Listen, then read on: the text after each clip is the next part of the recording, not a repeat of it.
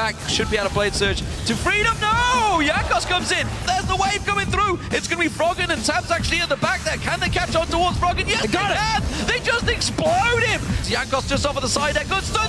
Such a good stun! Out there! Good stun! That's in Sonya's out. That's in Daz's in trouble now. Uses the explosive gas, but he gets picked off. Overpower having to use that chrono chip. Welcome to the late game. The Alliance gets done towards him.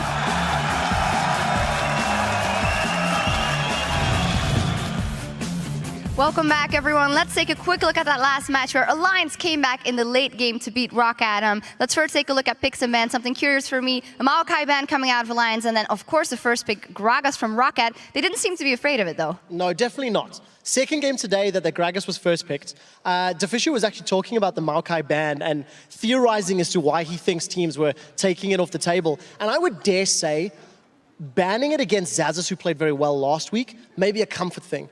It may be a situation where Alliance didn't really want to give that tree away because they're not 100% sure to deal with it. Whereas a Gragas, you know what he's going to do in theory. You can, in theory, prepare for it. ROCCAT had a strong early game, but in the late game, Alliance did have an answer. Yeah, and Joe, talking about that early game, was just Jankos coming in hot once again. It's incredible that somehow ROCCAT have had 19 first bloods this split so far, and Jankos has actually got 11 of them kills himself. Like, he was a machine in the first 15, 20 minutes of this game, just racking up kill after kill. Top lane, they managed to get 2 straight after each other. Wicked died twice then at the bottom, which we've just seen there in that little clip. And he just had a fantastic early game, which got ROCCAT set up, but just shows you that whatever of an early game you have, if you don't finish at the right times, depending on your team composition, you're going to have troubles. Yeah, let's actually take a look at when ROCCAT was very strong in the beginning of that game. Let's pull the replay up on the screen because, as you said, they had all those advantages and they were able to capitalize on it early. So 30 minutes into the game, 5-kill advantage, towers are even, but ROCCAT are going to play their comp very, very effectively. If we roll this clip out, you'll notice that ROCCAT, they don't really hesitate to engage, and the tidal wave manages to catch Froggen and Shook. And just such great reaction speed from Xaxus. He insta-gives Froggen and just removes the threat from the map. Now, ROCCAT continue to chase through. They're going to force Shook to flash away, and ROCCAT peel back to get the first Baron of the game. The problem for ROCCAT was they developed a lead, they had a strong mid-game comp, and then they just stalled. They got 3 towers very early on, and then they only took 2 more towers over the next 15 minutes, and they didn't know how to break that inhibitor line.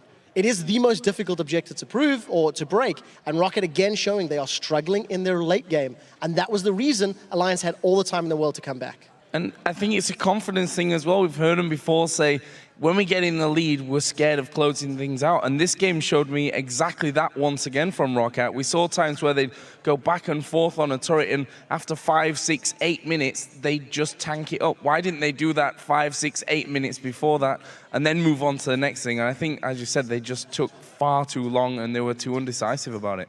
Yeah, absolutely. And let's actually take a look at a replay that shows what happens when you let a comp like Alliances go far and take the lead again. So the next replay, this is the game-winning team fight for Alliance. And the most important thing to note is ROCCAT's positioning on the map. First and foremost, Overpower is 2 or 3 screens away from the rest of his team. Let's roll this clip out and just pay very careful attention to how ROCCAT are split up.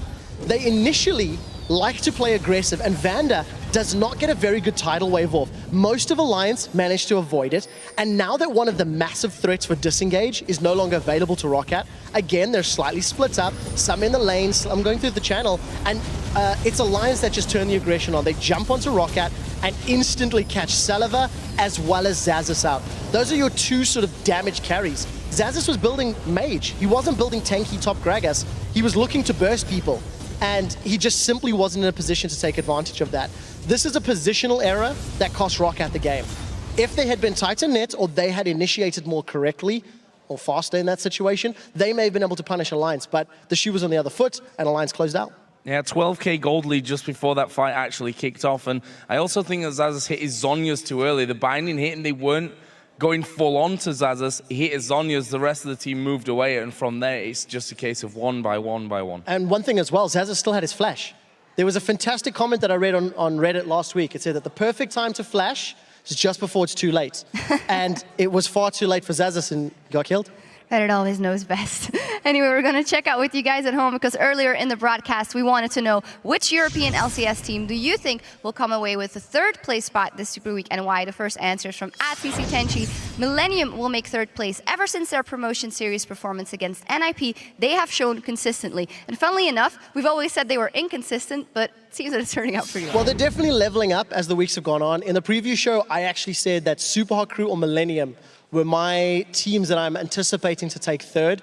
We need to see how they handle themselves this week, though. But they are definitely on the up and up. They split pushed effectively 2 weeks ago, something we didn't see them do at the beginning of the split. The second one is from @J1Lee. Fnatic, the Super Hot Crew. With Selfie's explosive plays and Mr. Raleigh being so consistent, I believe the Super Hot Crew can overtake Fnatic. So Fnatic, actually, in the end. Oh, yeah. I actually disagree with that. I think that Fnatic have shown us in the last few weeks that they're consistently better. I think they have shown us that they're a top 2 team. I don't see them losing it out to it in Super Week, honestly. Fnatic have done well in Super Weeks previously, and I think they'll continue that form. The last one is from @PattyZex. Remember last split playoffs, ROCCAT managed to surprise everyone and clinch third place. This time will be the same.